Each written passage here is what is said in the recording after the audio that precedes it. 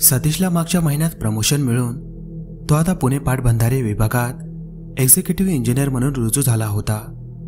त्यामुळे त्याची बायको वर्षा, तिची बहीण मेवणे विद्या व विकास, त्याचप्रमाणे सतीशची बहीण मेवणे श्वेता व रोहित पार्टीसाठी सारखा लकडा लावत होते। खूप दिवस झाले कुठे एकत्र ट्रिपला गेलो नाही, त्यानिमित्त ट्रिपही होईल, पण सतीशला कामातून वेळ मिळत नव्हता। पण आज अचानक योग जुळून आला। त्याला ऑफिस इन्स्पेक्शनसाठी कोल्हापूरला जायचं होतं। काम एका दिवसाचंच होतं आणि त्याला लागून शनिवार, रविवार आणि सोमवारी सार्वजनिक सरकारी सुट्टी जोडून आली होती। सतीशला एकदम आठवलं, 5 वर्षापूर्वी कोल्हापूरपासून साधारण 60-70 किलोमीटरवर सारणपाळा एक लघु पाटबंधारे प्रकल्पाच्या पाहणीसाठी तो गेला होता। तेथूनच पुढे 80 किलोमीटरवर रतनगड म्हणून बऱ्यापैकी हिल स्टेशन आहे। सतीशने ही कल्पना वर्षाला त्याचप्रमाणे दोन्ही कुटुंबाला सांगितली आणि सर्वजण एकदम खुश होऊन त्यांनी संमती दिली होती। शुक्रवारी कोल्हापूरला देवीचं दर्शन घेऊन लगेच सारणपाळा गेस्ट हाऊसवर मुक्काम ठरला। सप्टेंबर महिना असल्याने धरण पूर्ण भरलं होतं, त्यामुळे मासे खाणाऱ्यांची एकदम चंगळ होती। रविवारी सकाळी रतनगडसाठी निघायचं असा पक्का प्लॅन ठरला। सर्वांची बच्चे कंपनी तर आनंदाने नुसती नाचत होती। शुक्रवारी सकाळी 6 वाजताच 2 गाड्यातून ही सर्व मंडळी निघाली। प्रत्येकी 2 मुले, ह्याप्रमाणे 6 मुलांसह विकास एक गाडी चालवत होता, तर दुसरी गाडी वर्षा, विद्या, श्वेता, रोहितसह सतीश स्वतः चालवत होता। सतीश दुपारी कोल्हापूरला पोहोचल्यावर डायरेक्ट ऑफिसमध्ये गेला व यांना देवदर्शन करून सारणपाळा गेस्ट हाऊसला जाण्यास सांगितलं। तो संध्याकाळी कामं आटपून ऑफिसची जीप घेऊन सारणपाड्यावर पोहोचणार होता। ठरल्याप्रमाणे सर्व झाले। संध्याकाळी 7 वाजता सतीश सारणपाळा गेस्ट हाऊसवर पोहोचला। सर्व मंडळी त्याच्या 2 तास आधीच पोहोचली होती व फ्रेश होऊन सतीशची वाट पाहत होती। रात्री सगळ्यांनी माशांवर ताव मारला, गप्पा गोष्टी, पत्त्यांचे डाव झाले, मुले खेळून दमली आणि झोपी गेली। आज सतीशच्या ऑफिसची कामं पूर्ण झाली नसल्याने त्याला उद्या परत कोल्हापूरला जावं लागणार होतं। तशी त्याने ही कल्पना सर्वांना दिली, तोपर्यंत तुम्ही आजूबाजूचा परिसर बघा, बोटिंग करा, मी येतोच दुपारी 4-5 वाजेपर्यंत, असे म्हणून त्याने सर्वांची व्यवस्था लावली। शनिवारी सकाळी 9 वाजता चहा नाश्ता करून सतीश ऑफिसची जीप घेऊन कोल्हापूरला गेला। इकडे सर्व मंडळी चहा नाश्ता करून बोटिंग आणि धरण परिसरात फिरायला निघाली। सह्याद्रीच्या पर्वत रांगेत वसलेले छोटे छोटे आदिवासी पाडे घनदाट जंगलांनी वेढले होते। संरक्षित वनक्षेत्र असल्याने अनेक पशुपक्षी, वन्य प्राणी, सरपटणाऱ्या प्राण्यांची चांगलीच रेलचेल होती। निसर्ग पर्यटनासाठी अतिशय उत्तम स्थळ असल्याने सगळे एकदम खुश होते। दुपारी गेस्ट हाऊसचा वॉचमन सकाराम त्याच्या बायको 3 मुलांसह जेवून घेऊन आला होता। जवळच आउट हाऊसमध्ये तो राहत होता। जसा हा प्रकल्प सुरू झाला तेव्हापासून तोच हे गेस्ट हाऊस सांभाळत आहे। येणाऱ्या जाणाऱ्याची खाण्यापिण्याची व्यवस्था तो व त्याचे कुटुंब पाहत असे, तेवढाच त्याला आर्थिक हातभार। पण एकदा संध्याकाळ झाली की सकाराम ठिकाणावर सापडणे अवघड, आणि सापडलाच तर तो शुद्धीवर असण्याची शक्यता नाही। आता त्यांनी भाकरी, मसाल्याची आमटी, भात असे पाड्यावरील चवदार जेवण बनवले होते। सगळे जेवण करून दुपारच्या विश्रांतीला गेले। संध्याकाळचे 5 वाजले होते। आकाशात काळ्या ढगांची गर्दी होऊ लागली होती। 6 वाजता पुन्हा अंधारून आलं होतं। केव्हाही पाऊस सुरू होण्याची चिन्ह होती। सकाराम चहा घेऊन गेस्ट हाऊसला आला होता। सकाराम, केवढे अंधारून आले आहे, खूप जोराचा पाऊस येणार आहे असे चिन्ह आहे, वर्षा म्हणाली। बाईसाहेब, इथे पावसाचा कुणी मालक नाही, केव्हा येईल, किती येईल, कधी येईल, काही सांगता येत नाही। एकदा सुरू झाला की रात्रभर थांबायचे नाव घेत नाही, आणि त्यात लाईट गेली की काही हाल विचारू नका। वारा एकदम बंद झाला आहे, म्हणजे तो आज रात्रभर कहर करणार। सर्वांच्या चेहऱ्याचे रंगरूप एकदम बदलले होते। मुले एकदम आज्ञाधारक मुलांप्रमाणे शांत बसली होती। मनातून खूप भेदरली होती। सतीशला फोन करण्यासाठी वर्षा फोनजवळ गेली, पण फोन डेड होता। आणि जवळपास 5 किलोमीटर परिसरात रेंज नसल्याने लँडलाईन शिवाय दुसरा पर्याय उरला नव्हता. त्यामुळे तिला आता सतीशची काळजी भेडसावू लागली होती. आज दिवसभरात त्याचा फोन नव्हता आणि आता 7 वाजले तरी अजून त्याचा येण्याचा पत्ता नव्हता. हळूहळू पावसाला सुरुवात झाली होती. सकाराम व त्याची बायको आज रात्री काय स्वयंपाक करायचा हे विचारण्यासाठी आले होते. मुले कॅरम खेळत होती तर वर्षा, विद्या व श्वेता यांच्या चेहऱ्यावर काळजी स्पष्ट दिसत होती. कुणीही जेवणाच्या मूडमध्ये नव्हतं. सतीश आल्याशिवाय त्यांना चैन पडणार नव्हतं. विकास आणि रोहित यांनी सतीशला घेऊन येण्यासाठी कोल्हापूरला जाण्याचे ठरवले, पण वर्षाने त्याला हरकत घेतली. आम्हाला इकडे सोडून कुणी जाऊ नका. मुलांचे चेहरे पाण्यासारखे झाले होते. आपण सर्व येथेच थांबू, कारण येथे आपण सुरक्षित आहोत. कुणीही बाहेर जाणार नाही. राहिला प्रश्न सतीशचा, तर कदाचित कोल्हापुरात पाऊस जोरात सुरू झाला असेल म्हणून त्याने तेथेच राहणे पसंत केले असेल असे आपण गृहीत धरून चालू, कारण दुसरा काही पर्याय आता नाही. पावसाचा जोर वाढत होता. सकाराम असं कर, आज रात्री खिचडी कढीच कर, फार तर पापड भात जोडीला, आणि तोपर्यंत आले घालून कडक चहा पाच सर्वांना. हवेत गारवा वाढला आहे. विद्याने फरमान सोडलं. सकाराम व त्याच्या बायकोने मान डोलावली व चहासाठी ते वळले. इतक्या ज्याची भीती होती तेच झालं. घड्याळात रात्री 8चे ठोके सुरू झाले आणि सर्वत्र वीज प्रवाह खंडित झाला. बाहेर पावसाचा जोर वाढत होता. त्याच्या जोडीला सोसाट्याचा वारा सुरू झाला. पाऊस आडव्या तिवड्या खिडकीतून आता आत येत होता. वाऱ्यामुळे खिडक्या करकर करत होत्या. या भयान वातावरणात तो आवाज काळजावर चरे पाळत होता. वर्षा अंधारात चाचपळत खिडकी बंद करण्यासाठी उठली. ती खिडकी बंद करणार तोच खिडकीतून एका काळ्या मांजराने मोठ्याने आवाज करत वर्षाच्या अंगावर झेप घेतली. वर्षा जोरात किंचाळून खाली पडली. मांजर तिच्या छातीवर बसलं होतं. काळ्या कुटा अंधारात त्या मांजराचे निळेशार डोळे फार भयानक दिसत होते. वर्षाने मांजरीला जोरात दूर ढकलत कशी तरी धडपडत उभी राहिली. हा प्रकार पाहून मुलांनी मोठमोठ्याने रडायला सुरुवात केली. विद्या, श्वेताची बोबडी वळली होती. हा सारा गोंधळ ऐकून आतल्या रूममध्ये बसलेले विकास, रोहित मोबाईल टॉर्च लावून धावत बाहेर आले. ह्या गोंधळात त्यांची नशा पूर्ण उतरली. बाहेर गेलेला सकाराम व त्याची बायको धावत आत आले. आतमध्ये आले तेव्हा कुठे सर्वांच्या जीवात जीव आला, पण सर्वांचे ऊर अजूनही जोरजोरात धपापत होते. सकाराम व त्याच्या बायकोला अशा परिस्थितीची सवय असल्यामुळे त्यांना काही वाटलं नाही. आता कुणी कुठेही जाऊ नका, सर्वजण इथे हॉलमध्येच बसा, रोहित म्हणाला. आज साहेबांनी कोल्हापूरला जायला नको होतं. असे पावसाचे दिवस आणि संध्याकाळी प्रवास खूप जीवावरचा असतो. त्यामध्ये आज शनी अमावस्या. हे ऐकता सर्वजण एकदम भेदरले. शनी अमावस्या? वर्षा म्हणाली. हो, मी सकाळी साहेबांना बोललो सुद्धा नका जाऊ आज म्हणून, पण साहेब नुसतेच हसले. तुम्ही शिकली सवरली माणसं असल्या गोष्टींवर विश्वास ठेवत नाही, त्याला आम्ही तरी काय करणार? सकाराम म्हणाला. नाही, पण माझा आहे विश्वास. तू मला का नाही सांगितला सकाराम? मी नसते जाऊ दिले त्यांना. वर्षा कशी तरी बोलली. बाई, दर शनी अमावस्येला आणि सर्वपित्री अमावस्येला येथे काहीतरी अघटित नक्की घडतं. घाटाच्या रस्त्यावर ती हडळ कितीतरी लोकांनी पाहिली आहे. ती रात्री लोकांना लिफ्ट मागते, हे साऱ्या पाड्यातील लोक सांगतात. सकाराम बोलला.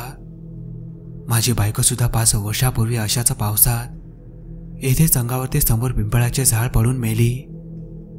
तुझी बायको? मग ही कोण आहे?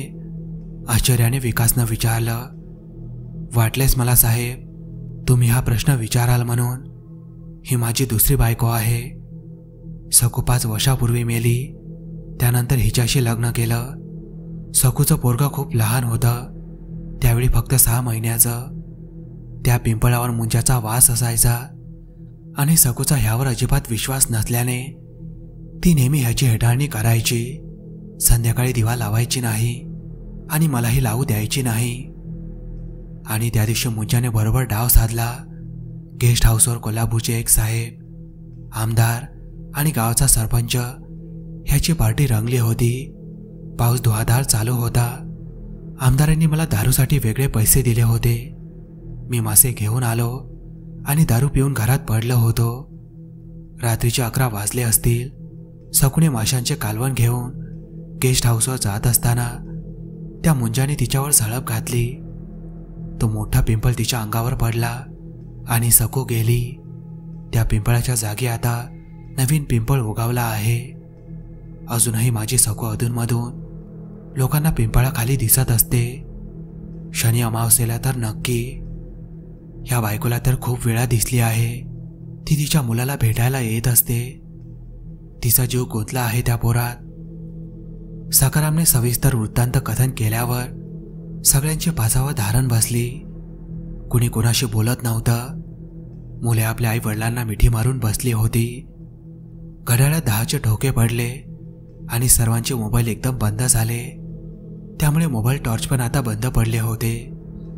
काय होत आहे कुणालाच काही कळत नव्हतं. काळाकुट्टा अंधार, कोसळणाऱ्या पावसाबरोबर घोंघावणाऱ्या वाऱ्याचा आवाज भीषणता वाढवत होता. गेस्ट हाऊसमधला कुत्रा दारासमोर येऊन करून आवाजात रडत होता. सकाराम मेणबत्ती व कंदील आणण्यासाठी आउट हाऊसमध्ये गेला. तशी दार लावण्यासाठी सकारामची बायको उठली. ती दार लावून हॉलमध्ये येत असताना खिडकी हवेने खाळकन उघडली. तिचं लक्ष समोर त्या पिंपळाच्या झाडाकडे गेलं आणि ती जोरात किंचाळली. सर्वजण ताळकन उभे राहिले. एवढ्या गार्डातही सगळे घामाने ओले झाले होते.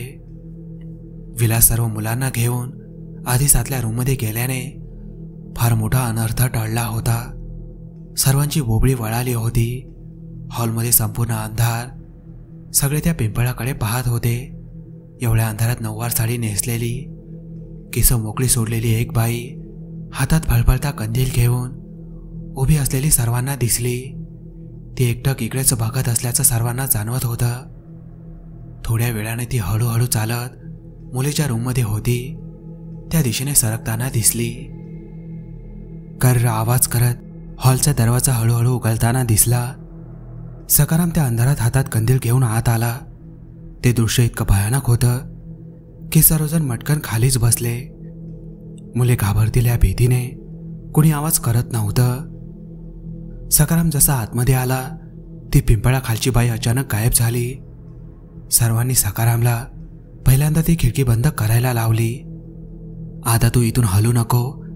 रात्रभर आपण सर्व इथेच बसून राहू असं ठरलं. सकाराम, तुला कशी नाही दिसत रे सकू? तू समोर आला की ती गायब होते. वर्षाने प्रश्न केला. बाईसाहेब, मी ज्येष्ठ देवगणाचा आहे असे खालच्या पाड्यावरील मांत्रिक सांगत होता. त्यामुळे माझ्यासमोर येत नाही ती. आताही तुम्हाला कितपत पटते ते देवच जाणो. मला पटते सकाराम. तू असे कर, तुझ्या तिन्ही मुलांना घेऊन येतेस या हॉलमध्ये आमच्यासोबत, वर्षा म्हणाली. सकाराम त्याच्या बायको मुलांना घेण्यासाठी त्यांच्या आउट हाऊसमध्ये गेले. सकाराम आउट हाऊसजवळ पोहोचत असतानाच त्या घरातून कुणीतरी बाहेर पळताना त्याच्या बायकोला दिसलं. सकारामला हे सांगितल्यावर तो म्हणाला, अगं ती सकू असेल, तिच्या मुलाला भेटायला आली असेल. सकाराम, त्याची बायको, तीनही मुले व ही सर्व मंडळी रात्रभर हॉलमध्येच बसून होती. कुणालाही झोप लागत नव्हती. सतीश कोल्हापूरलाच मुक्कामी राहिला अशी साऱ्याची समजूत झाली. पहाटे 4 नंतर हळूहळू एक एक जण पेंगायला लागलं. बसल्या जागी पेंगत सगळ्यांचे डोळे लागले. इकडे सतीशच्या ऑफिसचे काम लांबले आणि तो रात्री 10 वाजता पार्टी जेवण करून सारण पाड्याकडे जाण्यासाठी निघाला. तसे काहींनी त्याला इथेच मुक्काम करण्यास सुचविले, कारण पावसाची लक्षणे दिसत होती. पाऊस केव्हाही सुरू होईल. पण सर्व कुटुंब तिथे माझ्यासाठी काळजीत असतील आणि मुख्य म्हणजे लँडलाईन किंवा मोबाईलवर कॉन्टॅक्ट होत नाही आहे. त्यामुळे मला जाणे भाग आहे. संध्याकाळपासून वातावरण असेच आहे. पाऊस काही येत नाही. तुम्ही काळजी करू नका. मी जातो आरामात आणि रेंज मिळाली तर मी तुम्हाला पोहोचल्यावर फोन करतो असे म्हणत सतीशने गाडीला चावी दिली. सतीश सारणपाड्याच्या दिशेने निघाला होता. रात्रीचे 11 वाजले होते. रस्ता एकदम सुनसान होता. गाडीत गाणी सुरू होती. घाट पूर्ण चढून झाल्यावर उतरणीला त्याला पावसाने गाठले. वायफर खरखर आवाज करत होते. पावसाचा जोर वाढल्याने पुढचे दिसणे अवघड जात होते. त्यामुळे गाडीचा वेग मंदावला होता. आता सतीशचे लक्ष गाण्याऐवजी रस्त्यावर होते. तो अंदाज घेत घेत चालत होता. त्यालाही आता मनात भीतीने ग्रासलं होतं. पण अर्ध्यापेक्षा जास्त रस्ता पार केला आहे, तेव्हा आता मागे फिरण्यापेक्षा पुढे गेलेले चांगले, असा विचार करत तो गाडी चालवत होता. समोर दूरवर एका झाडाखाली कुणीतरी उभे आहे असे स्पष्ट जाणवत होते. गाडी जशी जवळ येत होती तशी ती घोंगडी पांघरलेली कुणी बाई असावी अशी शक्यता जास्त वाटू लागली. एक नऊवारी साडी नेसलेली बाई आहे हे आता नक्की झालं होतं. पण इतक्या रात्री एकटी एवढ्या पावसात येथे का उभी असेल असे त्याच्या डोक्यात प्रश्नाचे काहूर सुरू झाले. जवळ येताच त्या बाईने थांबण्यासाठी हात केला. थांबू की नको असा विचार करत असतानाच गाडी त्या बाईच्या पुढे 5-50 मीटर जाऊन अचानक थांबली. सतीशला कळेना मी तर ब्रेक लावला नाही तरी गाडी कशी थांबली. तो मनात भेदरला होता. त्याने एक्सेलेटरवर पाय दिला. गाडी जागच्या जागी घुरघुर आवाज करत होती, पण गाडी काही पुढे हलेना. इतक्यात ती बाई गाडीचे दार स्वतः उघडून न विचारताच पुढील सीटवर सतीशच्या शेजारी येऊन बसली. पूर्ण भिजलेल्या त्या बाईने एक कटाक्ष सतीशकडे टाकला. बाई तरुण आणि देखणी होती. साहेब, बरं झालं तुम्ही थांबला. पाऊस लई जोराचा कावाचा सुरू आहे. सारणपाळाच्या अलीकडे माझा पाडा आहे. तिथवर सोडा की साहेब, मला तुम्ही सज्जन माणूस दिसून राहिला म्हणून म्हणलं, ती बाई बोलली. सतीशकडे कुठलाच दुसरा पर्याय शिल्लक राहिला नाही. त्याने घाबरत घाबरत गाडी स्टार्ट करण्याचा प्रयत्न केला, पण गाडी खरखर करत बंद पडायची. तशी ती बोलली, साहेब, तुमच्यापेक्षा तुमची गाडीच लई घाबरली असं वाटून राहिलंय मला, असे म्हणत ती भयानकपणे हसली. सतीशने खिशातून रुमाल काढून चेहऱ्यावरचा घाम पुसला. चला की साहेब, गाडी सुरू होत नसेल तर धक्का मारू का, ती बाई हसऱ्या आवाजात म्हणाली. सतीशलाही नामी संधी वाटली. धक्काच मारावं लागेल असे वाटते. जरा उतरून धक्का मारता का, सतीशने सांगितलं. तशी ती बाई खाली उतरली आणि उतरता उतरता म्हणाली, साहेब, पळून जाऊ नका बरं, आणि दात काढत मोठ्याने हसली. त्या बाईने पाठीमागून फक्त गाडीला पाय लावला आणि गाडी सुरू झाली. तशी संधी साधत सतीशने गाडी जोरात पुढे काढली. पण 100 मीटर पुढे जाऊन गाडी परत आपोआप थांबली आणि घुरघुर करू लागली. ती बाई परत आरामात येऊन गाडीत बसली. सतीशकडे तिने फक्त एक तीक्ष्ण नजर टाकली. सतीशला हे नक्की काय प्रकरण आहे आता हे उमजू लागलं होतं. पण तो आता त्या सापळ्यात पूर्णपणे अडकला होता. नाईलाजाने त्याने गाडी सुरू केली. हळूच चोरून तो त्या बाईच्या हालचालीवर नजर ठेवत होता. पण ती बाई एकदम शांत नजरेने सरळ पुढे पाहत होती. कुठं? सारणपाळा गेस्ट हाऊसवर का साहेब? समोरची नजर न हलवता ती म्हणाली. तुम्हाला कसे समजले मला सारणपाळा गेस्ट हाऊसवर जायचे आहे म्हणून? सतीशने मोठा आवंडा गिळत भीतीनं विचारलं.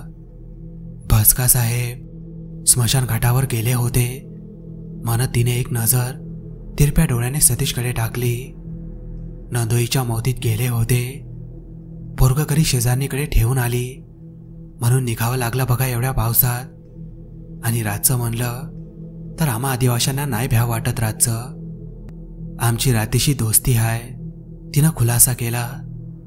साहेब, जरा सांभाळून, इकडं निमुळतं वळण आहे, लय अपघात होतात बघा इथं. इतक्या सतीच्या गाडीच्या मागे एक 5-6 वर्षाचा मुलगा रडत पळत आहे असा भास झाला. आणि तो मुलगा आई आई म्हणत गाडी मागे पळतो आहे असं दिसलं. एवढ्या रात्री एवढ्या पावसात त्याला खूपच विचित्र वाटलं. उत्सुकतेपोटी त्याने गाडी थांबवली. काय झालं साहेब? तुम्हाला लहान मुलाचा आई आई असा रडण्याचा आवाज ऐकू येतो का? सतीशने त्या बाईला प्रश्न केला. ती फक्त हसली आणि म्हणाली, साहेब, खुलं लागलंय तुम्हासनी. इतक्या सुनसान जागी पुरं रडण्याचा आवाज मला तर नाही आला. चला गुमाना पुढं. सतीशने परत गिअर टाकला.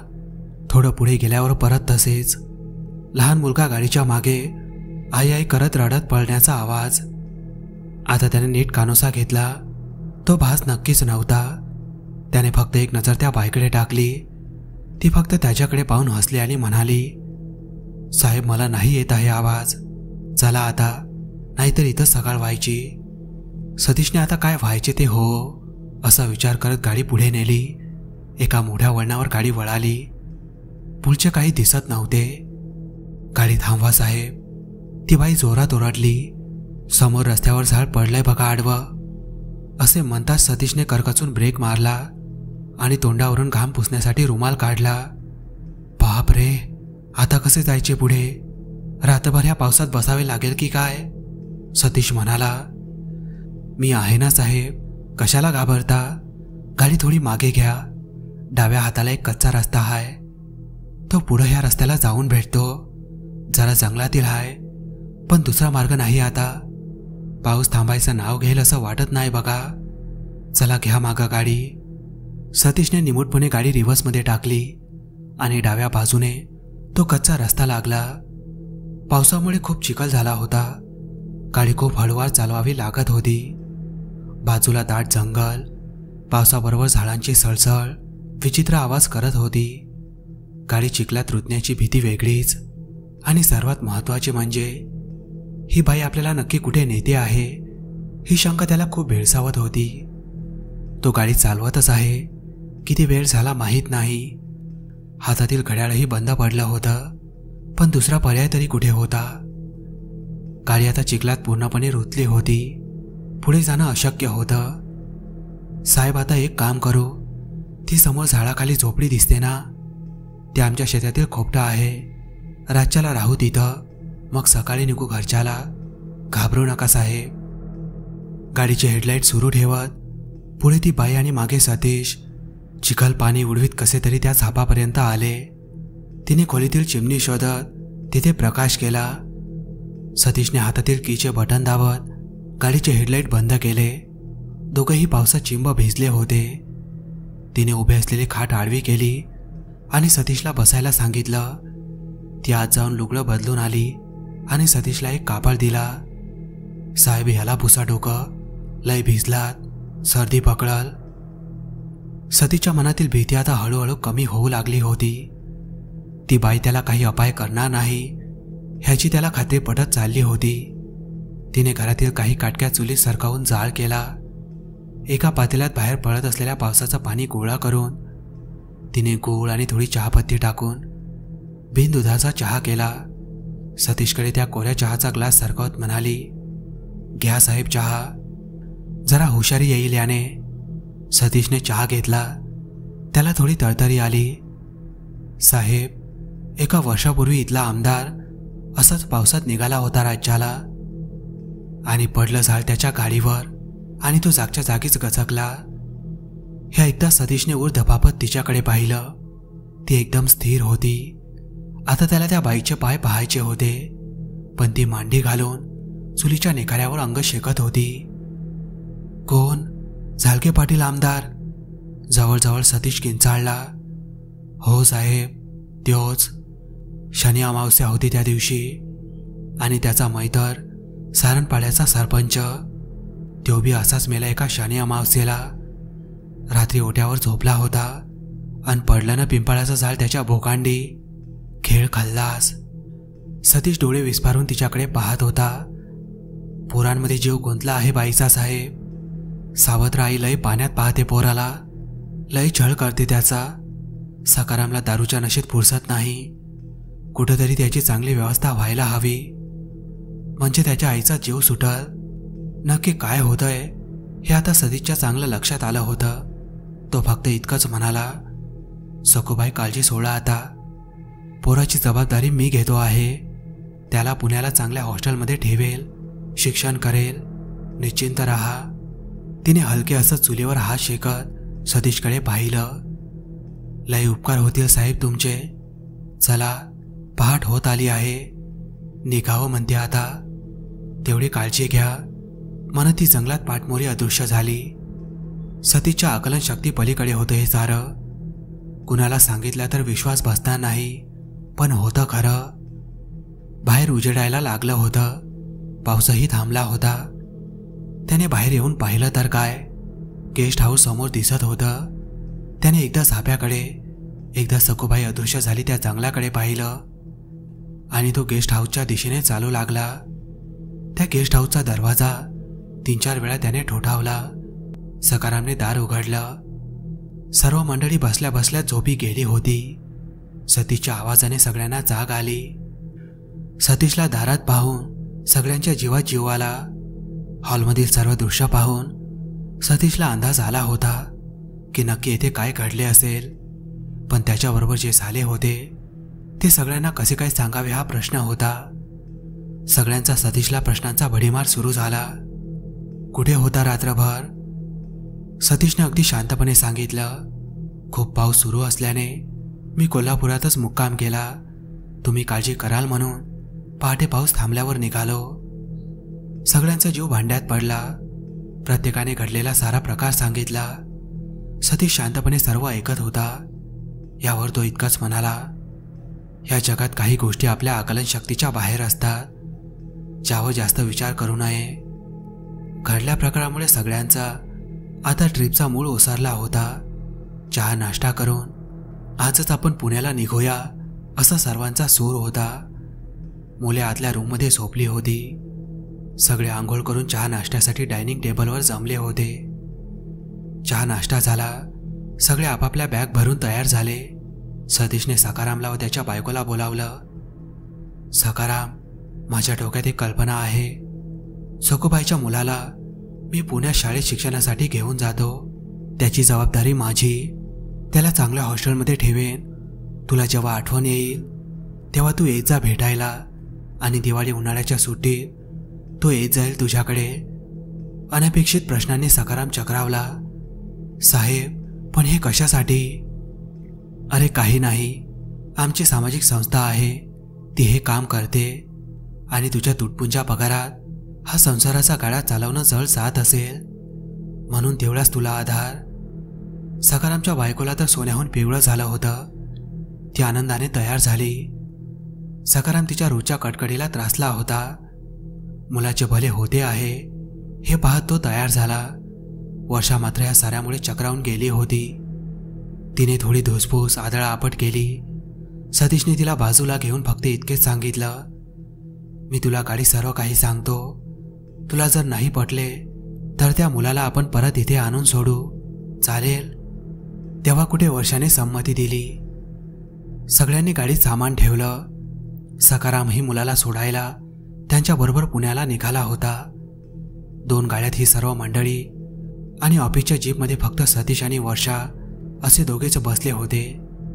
गाड्या रस्त्याला लागल्या. वर्षाच्या मनात कुतूहलाचे काहू स्पष्ट तिच्या चेहऱ्यावर दिसत होते. सतीशने वर्षाकडे पाहायला सुरुवात केली. 5 वर्षापूर्वी आपण कोल्हापूरला असताना एक दिवस मी या प्रकल्पावर इन्स्पेक्शनसाठी आलो होतो. त्यावेळी प्रकल्प नुकताच पूर्ण झाला होता. मंत्र्यांच्या हस्ते लोकार्पण सोहळा होता. त्याच्या तयारीसाठी आलो होतो. तसेच पावसाचे दिवस होते. येथील आमदार झालके पाटील, सरपंच आणि मी रात्रीची बैठक बसली. दारू पिऊन सकाराम घरात शुद्ध हरपून पडला होता. सखूबाईने छानपैकी मासे शिजवून आणले होते.